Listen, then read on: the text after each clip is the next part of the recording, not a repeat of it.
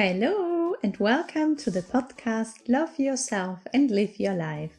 My name is Jolante Kolleg and I'd like to thank you all so much for the last week's messages that have reached me. I was absolutely overwhelmed and speechless. I'm so grateful for all your love. I'm so grateful for your kindness, and I have hugely appreciated all your lovely messages. So thank you so much for that. And if you don't know yet, on Monday, the 1st of February, the Sunrise Club has started again. So if you want to wake up and shine, if you want to start your day in a positive way with a beautiful big smile on your face, then join the Sunrise Club.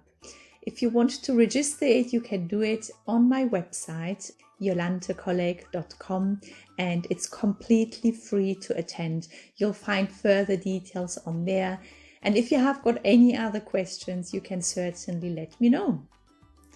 And in today's podcast, I am so grateful for this inspiring conversation with Chloe from CB Fitness and Pilates. And I'd like to thank Chloe so much for sharing her story. Chloe went through a lot as a child and as a teenager.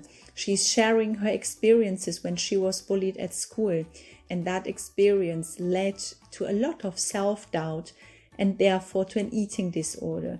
So Chloe was so kind in sharing her thoughts, as well what she thinks it will be the best how parents could deal with their children in order to avoid this happening to their children as well. So that was a very interesting conversation. Despite going through a lot of trouble and difficulties in her early life, Chloe is today a very successful Pilates and fitness trainer. And despite experiencing a lot of health issues, she still followed her dreams. So listen to this podcast, get inspired by Chloe's positivity and power, and I hope you enjoy this week's podcast.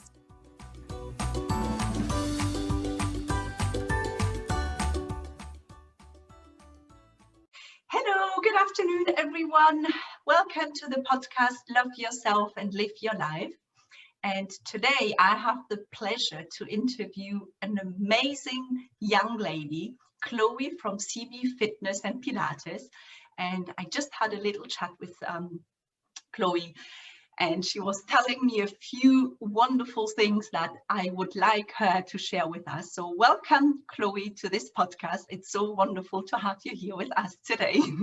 Thank you for having me. It's very nice to speak to you and finally meet you face to face. Exactly, yes, that's true. The joys of the internet. I know, it's so amazing. It's so wonderful to meet this amazing people like you that probably I would have never been able to speak before in the past. And now luckily having Zoom, having this possibility, doing it all online, it's fantastic. I didn't even know what Zoom was until March last year, and all of a sudden I got introduced to it. I know, and it's like now, in order to survive, all of us, we are using it now. Everyone needs Zoom.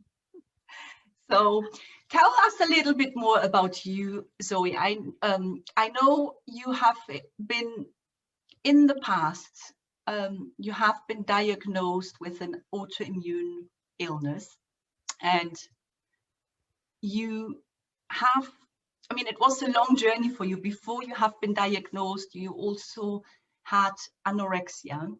And yeah. When I heard about that, it touched really my heart, because me as a mother, it's the fear of all moms, what is going to happen with my child when they reach the teenage age. And when you mention that, and then seeing you today, a young, confident lady living her dream, I'd like you, maybe if you don't mind, sharing with us what led for you to get into that stage, to be anorexic, and how did you get out of it? What was it? What has helped you? And if you would like to share a little bit. Yeah, no problem. So first of all, the two conditions I have is, one is called Ehlers-Danlos syndrome hypermobility, which is a collagen deficiency. So everything in the body is made up of collagen, you know, your heart, your veins, all of that.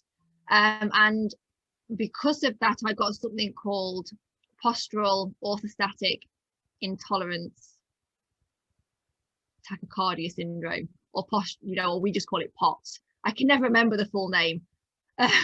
Quite long. We call ourselves POTSes. But when I was younger, no one knew what these conditions were. So from a very young age, I was quite sporty. I loved doing things like tennis and kickboxing. I nearly got to my black belt in kickboxing, and I used to do golf and all these lovely things. But then we started to notice I was bruising easily and I was getting injured.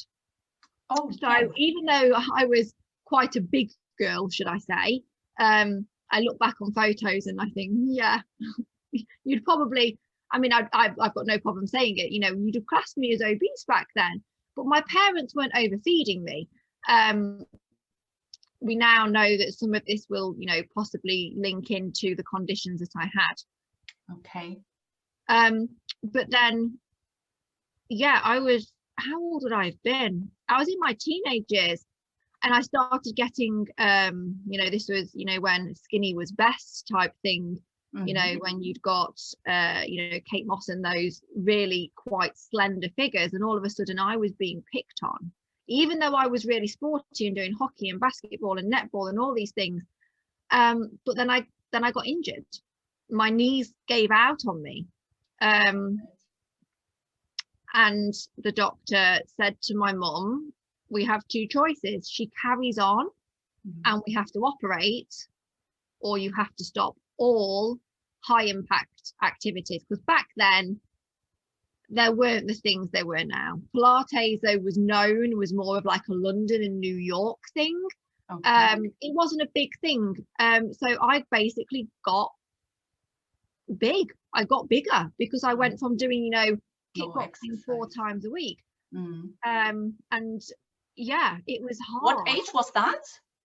Oh, I would have been 13, 14. Okay.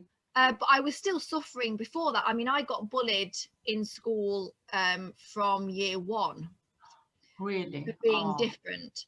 And I didn't know what bullying was then, but according to my mum, my auntie picked me up from school and noticed me crying. And like any concerned parent, my mum realised what was going on and moved me schools halfway through a year. Right, okay. And was that ever addressed to the school teacher, or was it ever? Yeah, it was addressed, and they, you know, but back then it was, you know, I mean, I'm nearly 30. Back then it was kind of like, take it on the chin, we'll have a talk to them. But they're so young, you know, year 1, how old's that, 5, 6? Yes, yeah. So I moved schools halfway through a year, and that made it worse. Okay. So I go to a new school.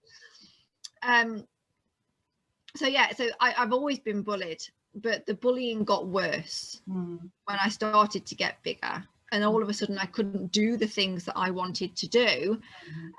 So I did the typical thing with dial-up connection, you know, on your Windows 97 massive box thing in your office at home.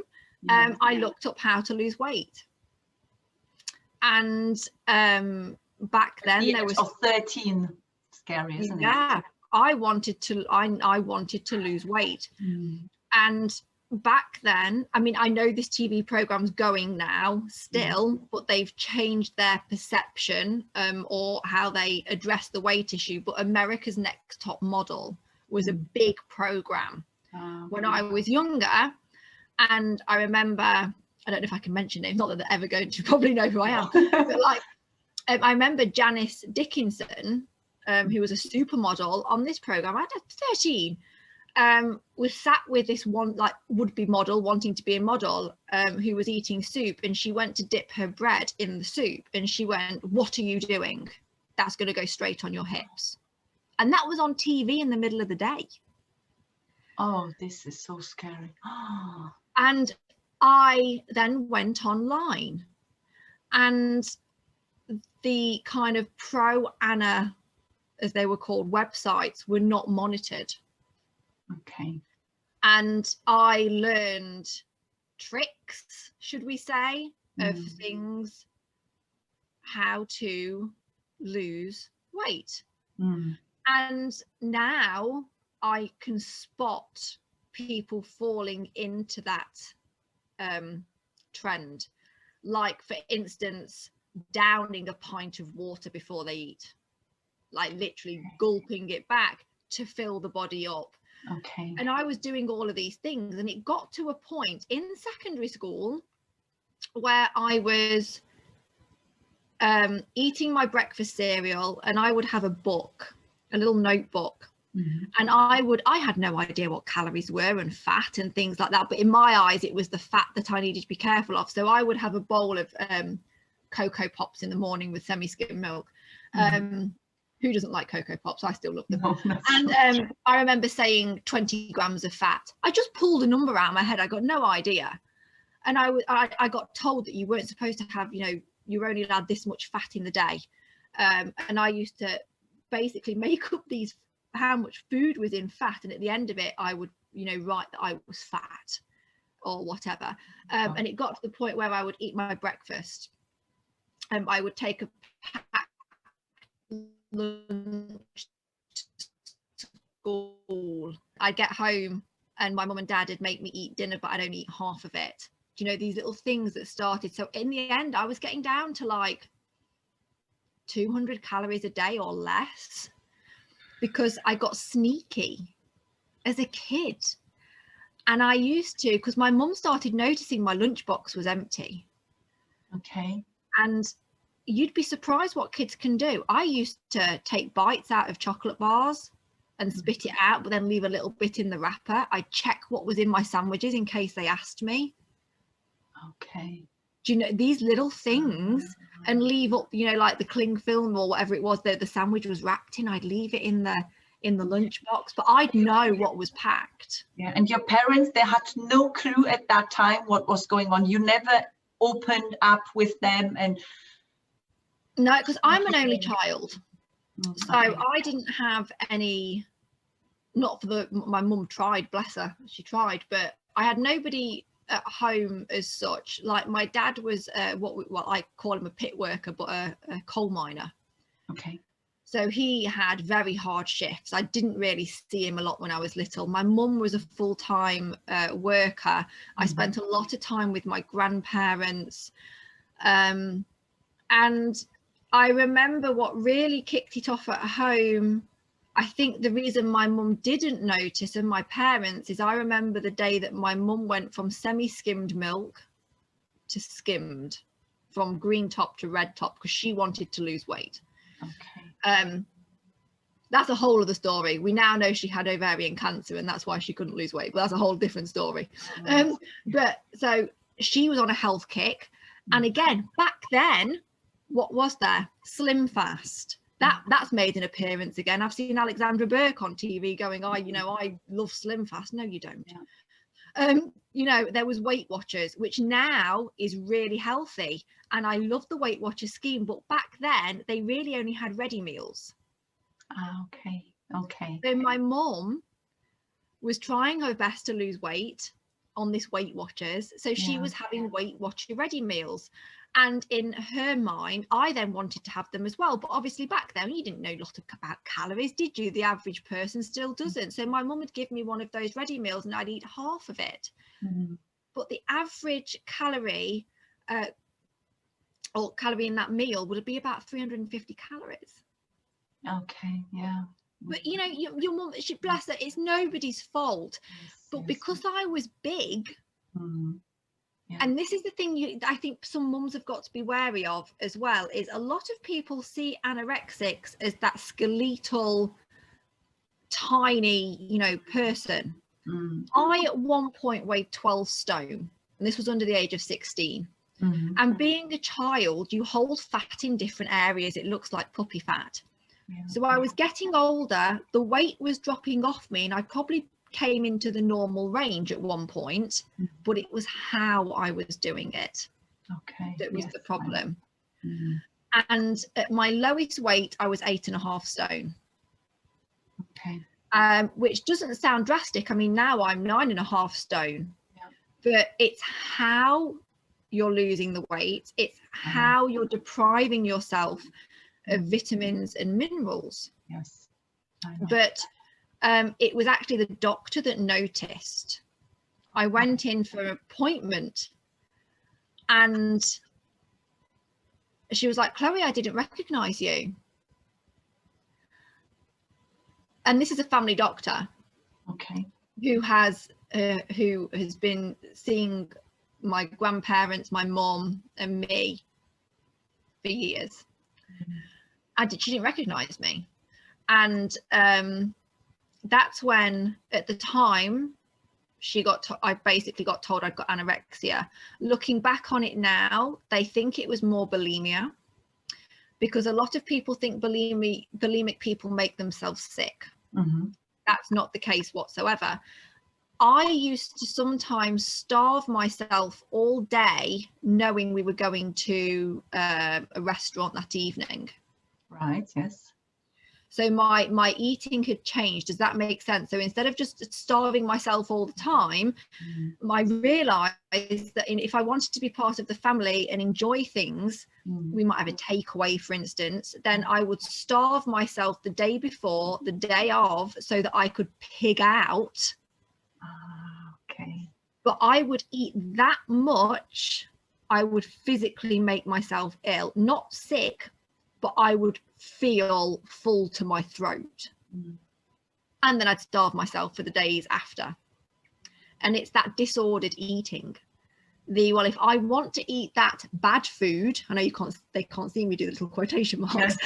Yes. If I want to eat that bad food, then I've got to restrict myself now. Okay. So where did this thought come from? Was it really, do you think it came really from the children at school, or do you think there was something more behind all of this? I think that looking back on it, I was a very unhappy little girl, but we don't know why. I mean, you ask a 5-year-old to explain how they're feeling. No, it's not going to happen. And I think some of it, I think the bullying was the main part. If I think back to I can't actually remember enjoying school at all. I started to enjoy school in year 11 because all of the bullies, they weren't bullies, they were children. Do you know what I mean? But we actually, in year 11, we kind of had this camaraderie that we were doing our GCSEs, and all of a sudden everybody got a little bit older. Yes. Overnight. And we all started getting along. So year 11 was okay. Right, but everything before that, I mean, my mum still cries about this, I know, but she can remember me coming home at the age of 6 or 7 and I told her I wanted to die. Oh gosh.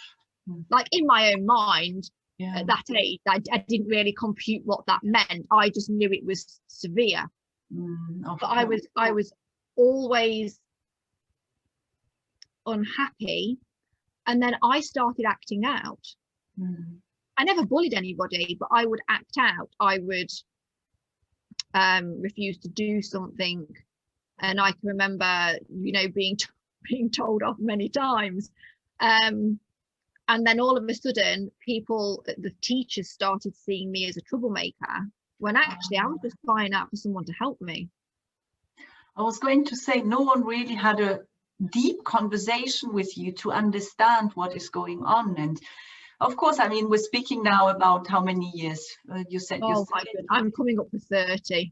So 25 years almost.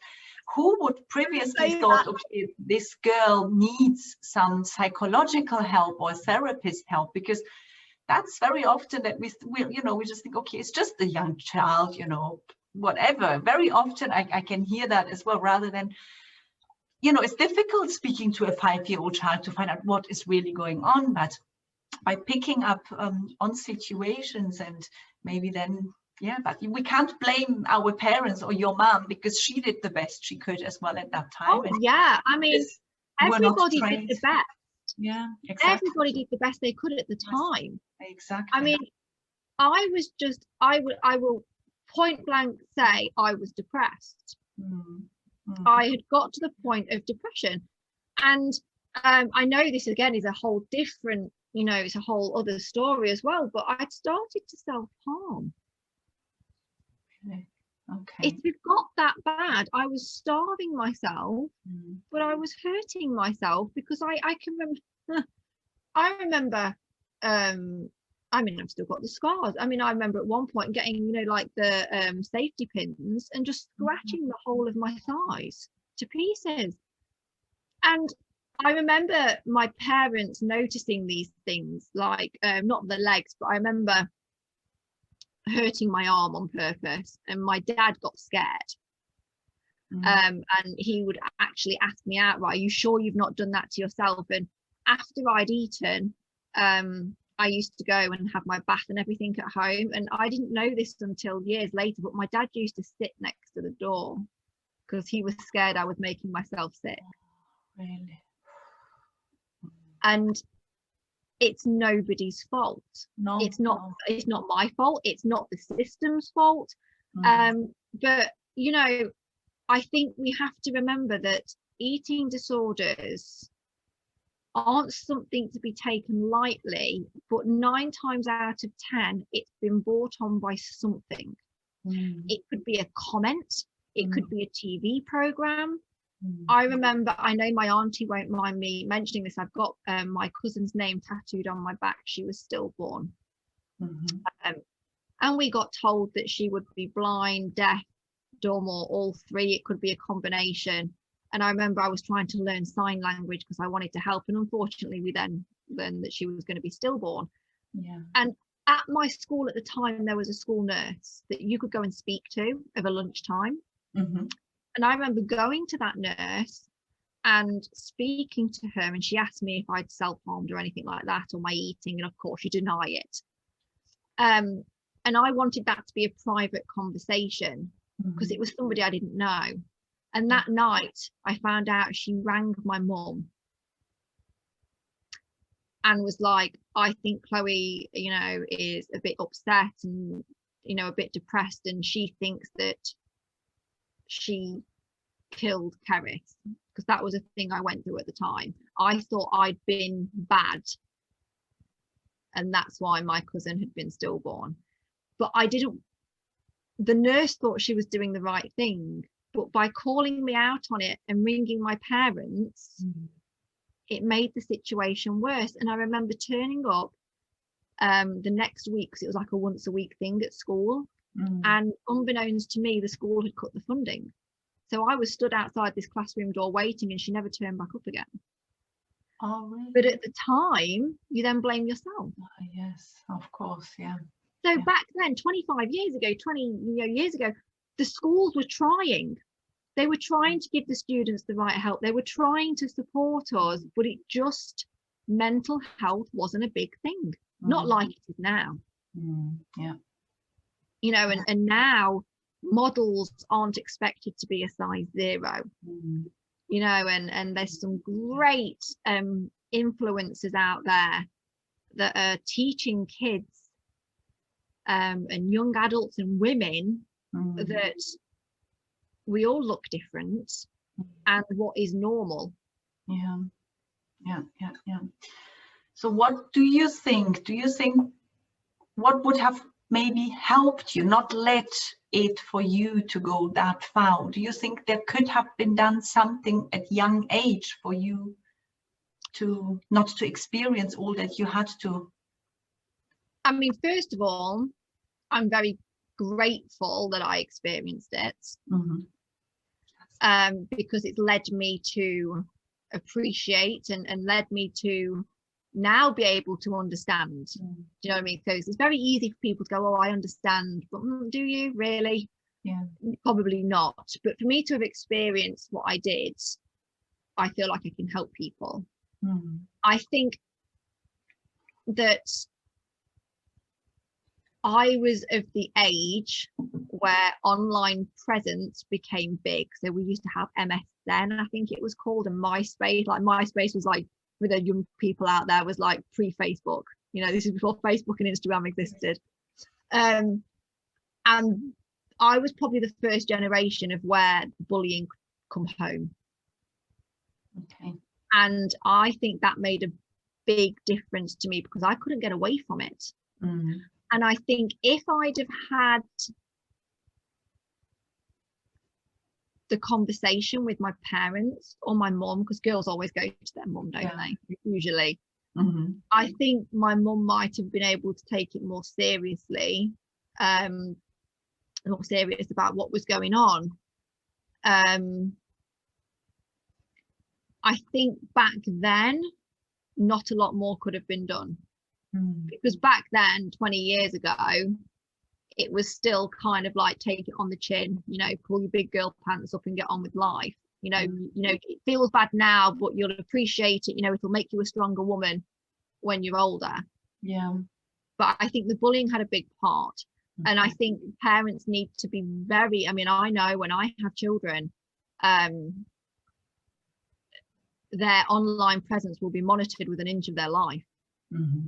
Because I remember a picture of me, which I thought was very pretty, you know, like the emo kind of, you know, where the camera's right up top, you know, you're holding it out length, and an email was sent round to all the kids at school with that photo, and there was a thread of conversation going, telling me how ugly I was, and somebody sent it to me.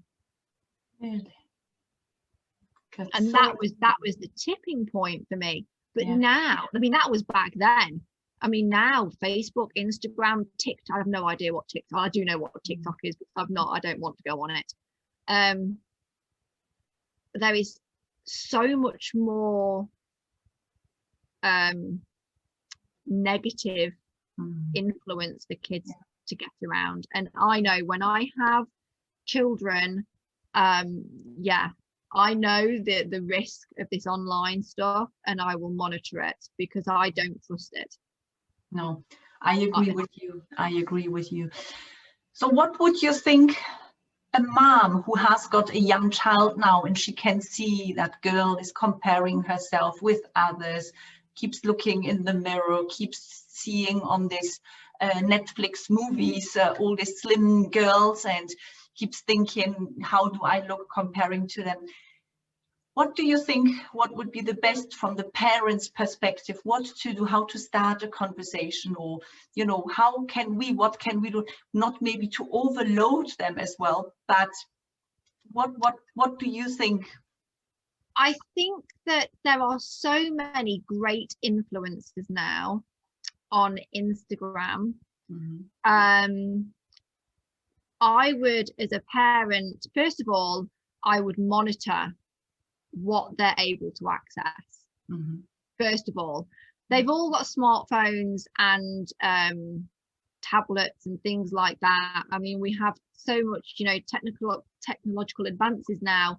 You can have the parental protection on most of these. Make sure they're not accessing anything they shouldn't be accessing, for starters. And you don't even need to tell the child that you've done it. You know, parents' prerogative, you can be a little bit sneaky. Yeah. But I would really look into some of these influencers that are really pro normal. I call it pro normal. And I actually have a few here that I personally follow myself that I think are great. But the main one being, I will find her. I'm never going to say her name correctly. I think it might be Danny. I might not know, but her name's I think it's Danny Mercer. D-A-N-A-E. Okay. Mercer, M-E-R-C-E-R. Okay. And she's a journalist, and she is so pro the human body. Stretch marks is a usual go-to. Like, I have stretch marks. I'm nearly 30. Yeah. But she's so pro with everything. She wants girls to understand what is normal. Yeah.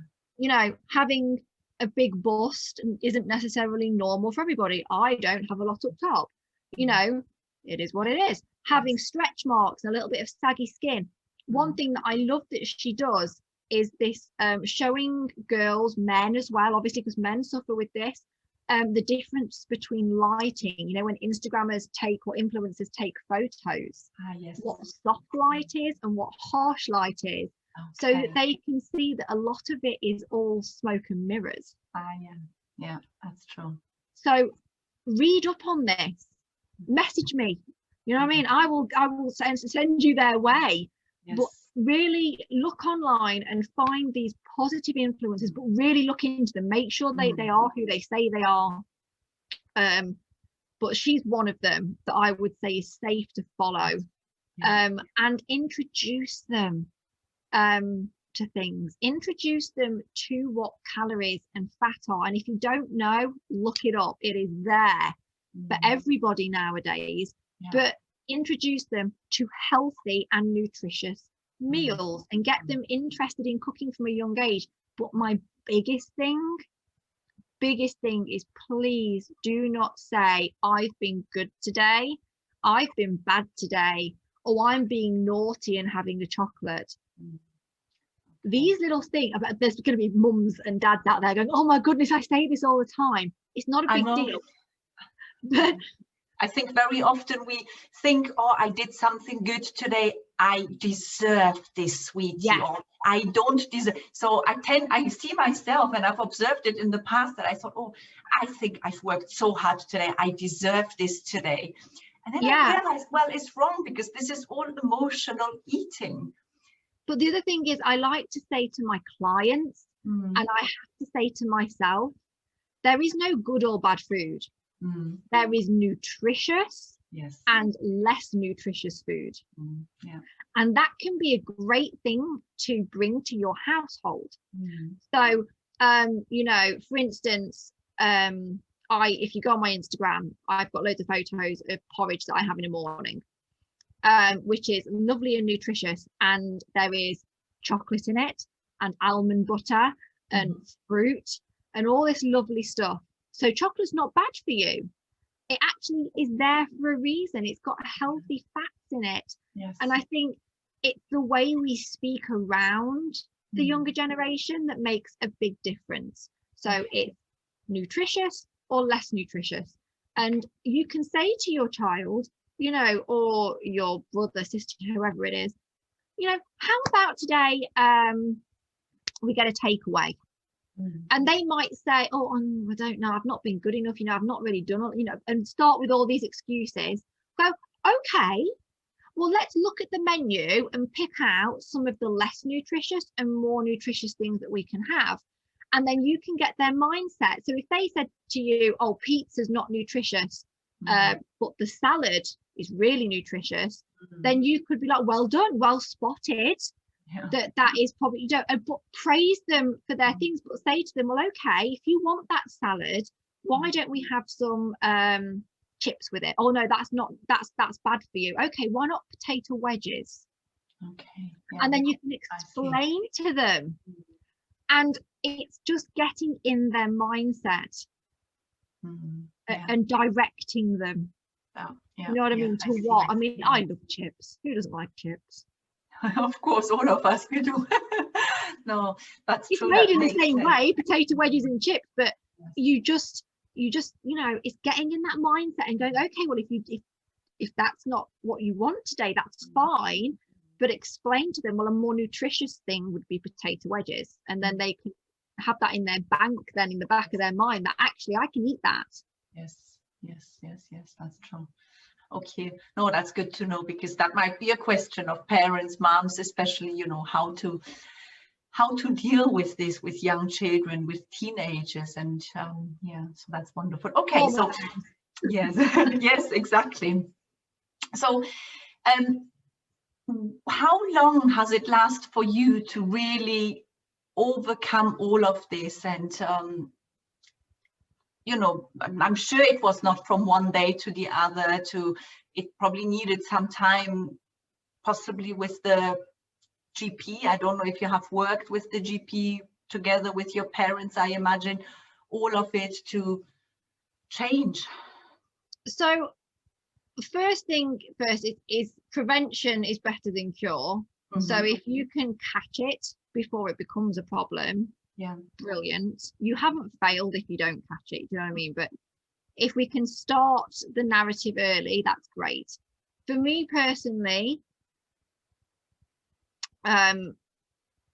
I got to my worst weight when I was about 18. Right.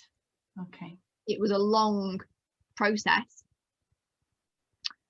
But the unfortunate thing with any form of disordered eating is it never really goes away. Okay. And that's something people have to be aware of. Some people go, oh, like, you're better now. Yeah, I am. I eat what I want and all this. But I'm here, sat here, a couple of months away from 30, and will happily put my hand up and say that I have to work at it every day. I tell my clients not to weigh themselves and go off measurements, or they can weigh themselves now and again, because muscle weighs more than fat and all of this, and time of the month for women. But I'm also the first one to admit to my clients, and I admit this to them, I will weigh myself every day. Right. Okay. Because if I don't, it's like living with a gremlin. And because some of the habits are hard to break. Now, I can look at the scales and I don't even register anymore. It's a habit. Okay. And now I'm working at not doing it every day. And I don't think I've weighed myself now for 4 weeks. Right. Okay. I don't need to. I know I don't need to. It takes time. And the thing you have to remember is that, yes, you recover from a disordered eating, but some habits will always be with you. There will always be some triggers. It is your job as the person with the disorder to have responsibility enough to go, that's triggering me, or oh, wait a minute, last time I started thinking like this, that this was my down, I need to stop. I need to go speak to my partner, my mum, the GP. You need to take responsibility for your own well-being. Yes. So I'm fine now. I had the great takeaway on Friday. It was brilliant. You know, I've got chocolate and crisps in the house, and I eat carbs. No one should be afraid of carbs. Please don't cut your carbs out. But I will, I admit there are still times where I will sit there and go, oh, and I have to go, no, Chloe, this doesn't just, and then you go forward. Yeah. It's like a little gremlin in the back of your head. It's mental health at the end of the day. It just doesn't disappear. You just learn to work with it and not against it. Yes. Yeah. Okay. That's wonderful. You can be so proud of yourself, because I can really imagine. I mean, I have never experienced something like this. Of course, being as a young child, when you start looking at your weight and you start doing a diet here and there, but I never really had an eating disorder. But I have seen it with other people, with other friends, and of course it is worrying. So I know it is a really big achievement for like you to work with the gremlin, to not to ignore it, but to listen to it and still decide and take the responsibility of making a decision what is really the best for you, rather than always listening what he says. First of all, to realize it's the voice in there, because I think this is like the most difficult part of all that healing journey. Yeah, definitely. And that's the thing people have to remember with disordered eating, even in children, is it's not them. No, it's a mental health condition. And like now, I'm grateful for everything I've experienced, because I can help others going in that journey, and I can stop people getting to that point. But for me, the greatest thing I can say now is, would I ever go back to that eating? No, because now I've got energy. I'm happy in myself. I love the way I look. I love being able to do certain things. And that's the point people need to get to, the bit where they realize the disordered eating is actually making you ill. Yeah. And there'll be that point where you jump over that line and realize, actually, this is what feeling okay is supposed to feel like. I know. So really well done to you. You did mention you in 2018, I think you said you have been previously working as a manager in an office. Would you like to tell us a little bit more what you did? And because now you're doing something completely different, and looking at the sparkles in your eyes, seeing that you're doing something that really fulfills you, helping others. Would you like to tell us a little bit more about that? Yeah, so basically I went from school at the age of 16 into doing a business administration apprenticeship,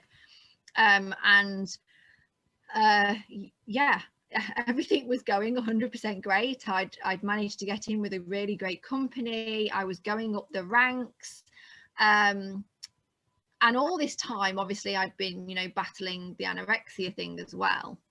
So this was all going on while learning and doing the job. And I started to get over it, and I was going to the gym, and I realized I really got back into my fitness again. Even though, you know, previously the doctors had said don't do impact sports and that, because I'd got some injuries from when I was doing all the sports. And they said I had lax joints, you know, I was just a little bit more bendy. And back then it was, you know, just don't do anything. But then I got to 23, at 23 years of age. I was a manager. I mean, I was like going where I thought I wanted to be. You know, I thought I was in the best place. And then I became bedridden pretty much overnight. I went from being still quite a tired person, and I would bruise easily, and I'd be in pain with joy, to literally passing out in the bath. I was underneath the water, and my dog, bless him, who's still around, went and got help. I would have drowned if it wasn't for him. And then it happened a couple of weeks later, and yeah, I got bedridden, and I got diagnosed with, it took a year to being, I lost my job because obviously they can't keep you when you're not working. I lost my house. I had to move back home with my parents. And I got diagnosed with postural orthostatic tachycardia syndrome. And then we found out that what was not bigger than that, but what caused the POTS, as we say, is something called Ehlers-Danlos syndrome hypermobility, which is a genetic condition where my body doesn't create enough collagen. And everything in your body is created of collagen. So your heart, your lungs, everything. And the best way to describe it to somebody is your autonomic nervous system, the main nervous system that controls everything you don't think about, in you is a straight line. Things go from A to B, and it's great. With us, it's like a dotted line, signal sent. Sometimes it makes it, sometimes it doesn't, type thing. But very long story short on that, the doctors got me into clinical Pilates, as in go to a clinical Pilates instructor. And I worked with this person and personal trainer when I was still bedbound a little bit and having to sleep a lot. And it ignited a spark. I was like, it was like being switched on. And I realized I loved it. And while all this was going on, I met my partner now, Chris, and I'd started to go back to work part-time because I got told I'd never go back to the gym, I'd never work again, I might be in a wheelchair because of the pain and all this. But I started going back part-time, just normal administration work, nothing hard compared to an office manager's job. And I said to him, I really want to train. I want to do this. And I didn't believe in myself. And that was, again, the disordered part of my mind going, you're not good enough for this. You're never going to do it. You're too old. You know, I was 25 at that point. And I know, laughing. You know, in your mind, you're like, oh my, I can't change career. I've got bills to pay. But I trained.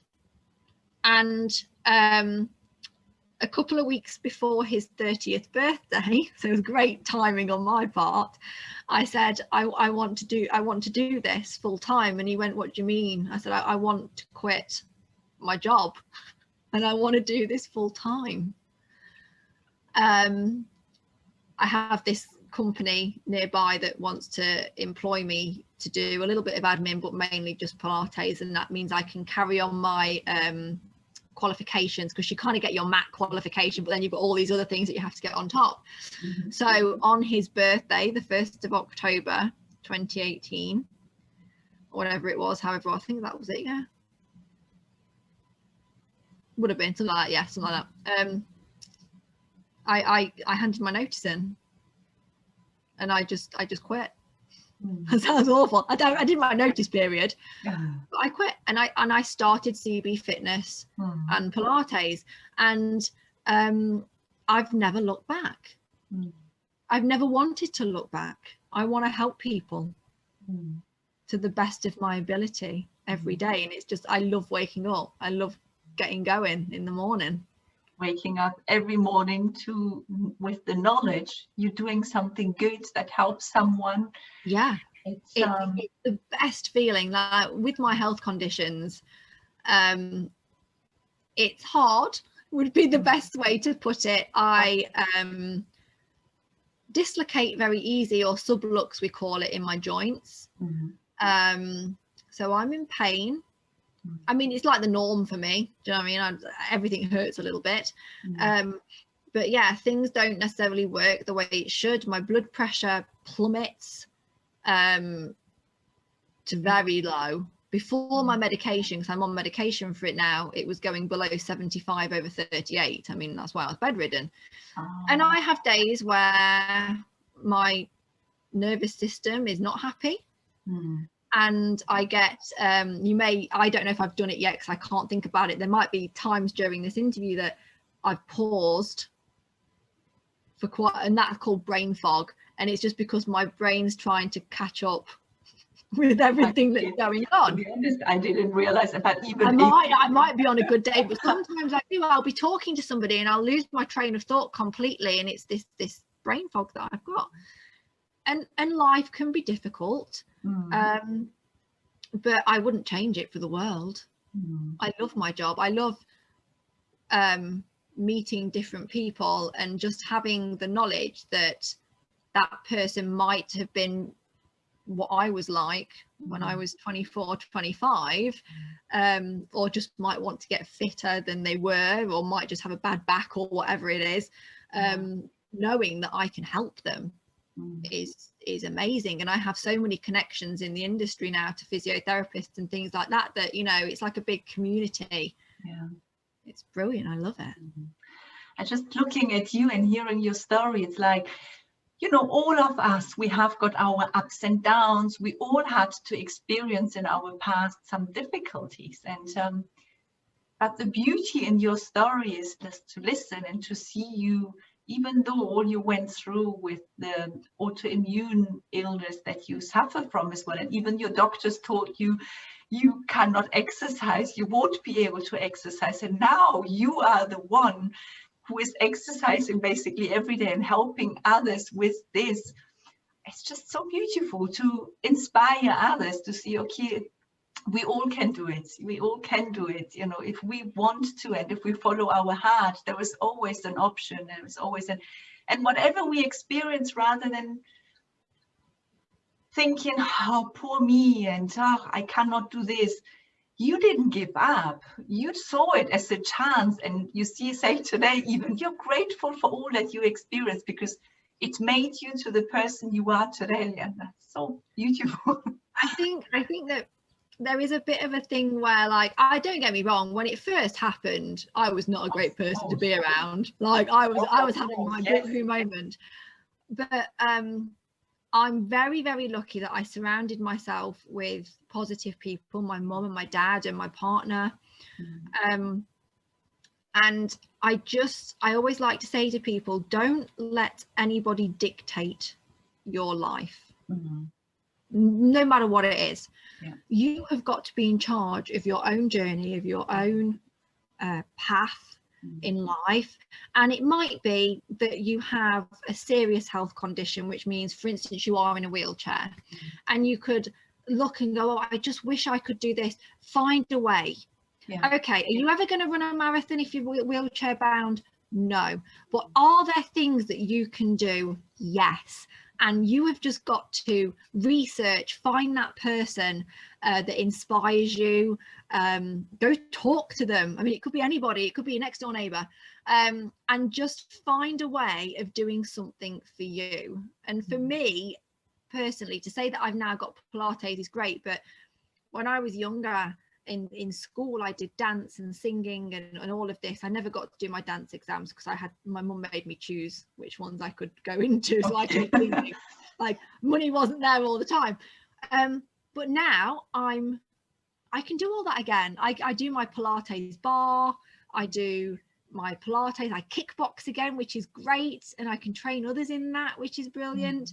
So find your passion, no matter what it is, and just find a way of doing it. And if you need help, ask for it.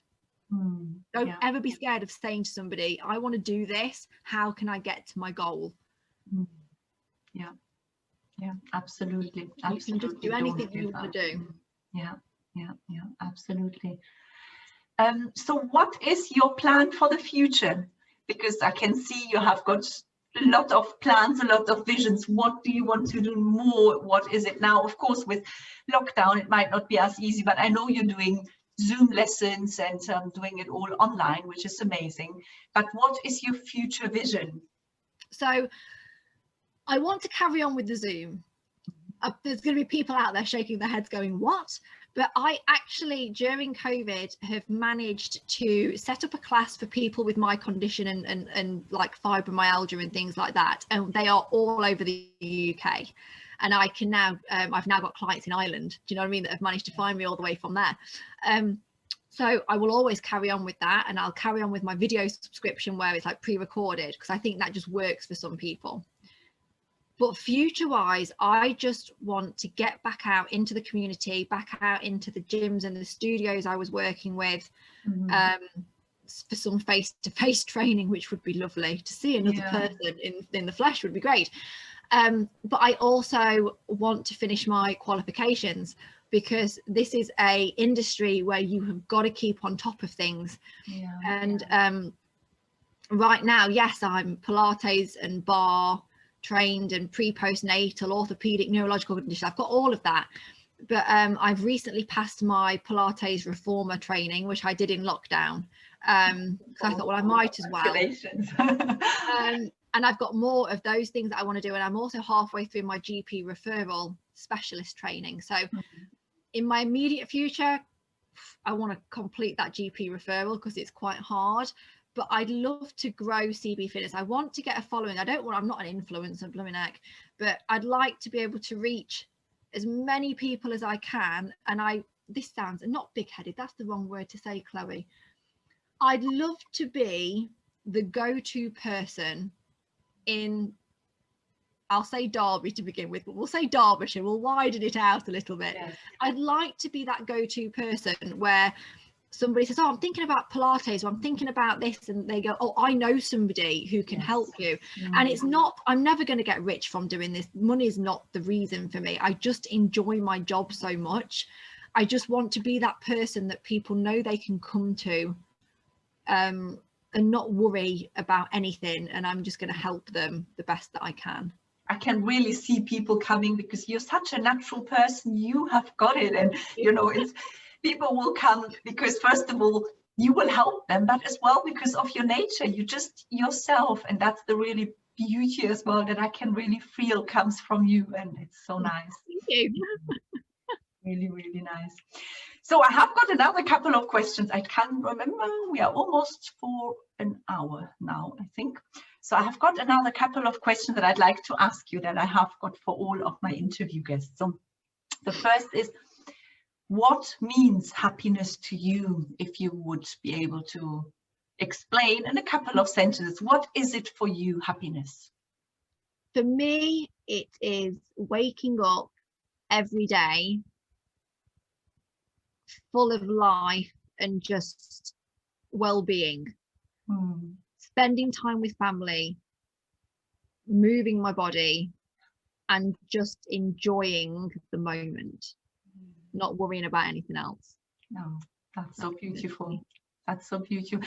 Because more and more when I listen to younger the younger generations, when you ask the husband, I think a research done in America, and when they ask you, what do you want to do in the future? What is happiness for you? You had to be rich and to have a lot of money. And it's just so sad because all that you just mentioned, there was no money in there at all. And I feel exactly the same as you say. Money is, it doesn't, yes, it makes the life easier. Yes, it makes the life easier. Of course, it's nice to have a cushion of money, but it does not really bring the real, true happiness. Yeah, that's true. No. So what would be your 3 most important learnings, the lessons in your life, maybe a wisdom that you gained throughout your last 30 years? Oh, right. Never say you can't do something would be my first one. Yeah. You can always do something. It may not be how you wanted to do it, but you can do it. Yeah. And also appreciate the small things.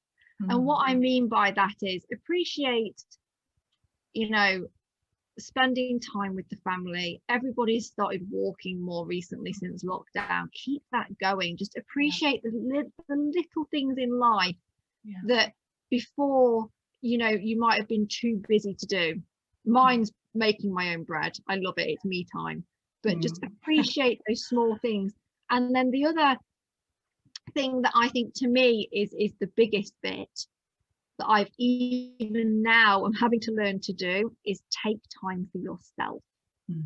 Yeah. Now, parents out there are going to be laughing at me because they're like, there is no time for yourself. But just for me, this last 4 months, I have given myself a Wednesday. Well, I say off, give my a Wednesday evening off. I take a Pilates class where I am actually the client. It's just an instructor only class. That's for me. Yeah. I'm not teaching anybody.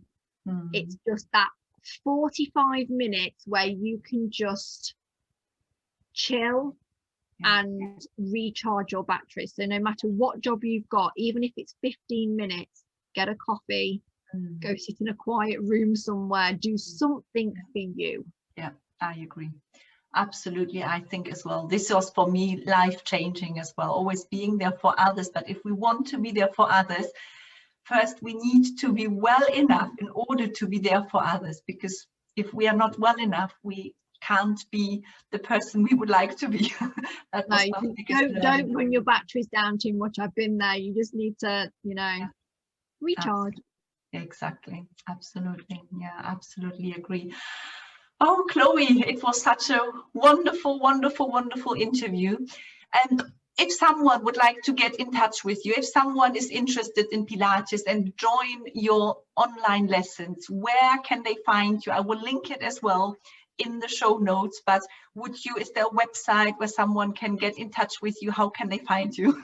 Yeah, so there's quite a few ways you can find me. The best and easiest way is to pop onto my website, which is CB Fitness and Pilates .co.uk, and on there is my Instagram link, my Facebook, Twitter, all of that. All of the information's on there. A bit of my story is on there as well. And there's even a couple of free classes that I've put on, some like 30-minute ones you can have a little bit of a go at.